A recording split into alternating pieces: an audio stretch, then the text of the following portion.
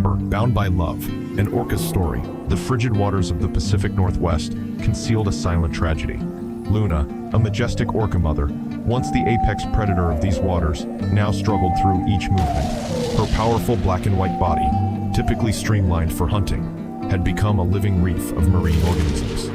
A heavy fishing rope, likely from an abandoned crab trap, had wrapped around her massive tail flukes months ago, creating the perfect anchoring point for unwanted guests. Her young calf, Nova, barely 2 years old, never left her side.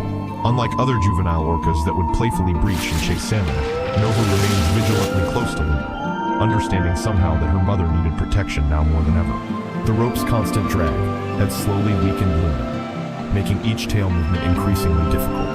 Barnacles had established their fortresses along the rope and her tail, while clusters of mussels, oysters, and various other shellfish transformed her once smooth skin into a collage of marine life. Luna's pod would bring her fish, demonstrating the remarkable social bonds these intelligent creatures maintain. But even with their help, she was growing weaker. Her swimming speed had dropped dramatically, and the weight of her unwanted passengers made each surface for air an exhausting ordeal. The turning point came when a whale-watching vessel noticed their unusual behavior. Marine biologist Dr. Sarah Chen, who had studied this pod for years, recognized Luna immediately by her distinctive dorsal fin pattern. What she saw through her binoculars made her heart sink. The once graceful orca was now moving like a wounded animal, her normally smooth swimming pattern reduced to labored strokes. "This is Sierra 1, she radioed urgently. "We have an entangled orca with significant biofouling. Female, known individual with dependent calf, requesting immediate rescue response." The rescue operation mobilized quickly. Marine mammal rescue specialists, veterinarians, and experienced divers assembled on a specialized rescue vessel. The challenge was immense.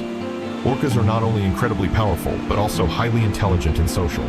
Any rescue attempt would need to consider both mother and calf's safety and emotional state. What happened next amazed even the most experienced rescuers.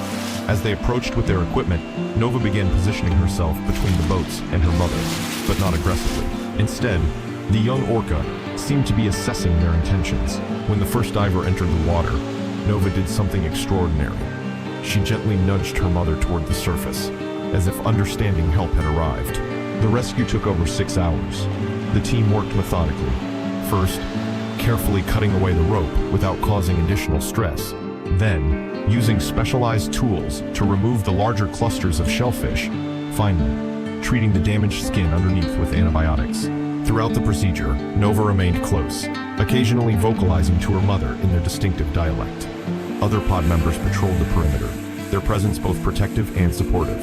When the last of the rope fell away, Luna stayed still for a moment, as if processing the absence of weight she had carried for so long. Then, in a display of pure joy that brought tears to the rescuer's eyes, she breached fully out of the water, something she hadn't been able to do for months. Nova immediately followed suit, their twin splashes creating a triumphant symphony on the water's surface. The rescue team watched in awe as mother and calf swam circles around their boats, their movements perfectly synchronized.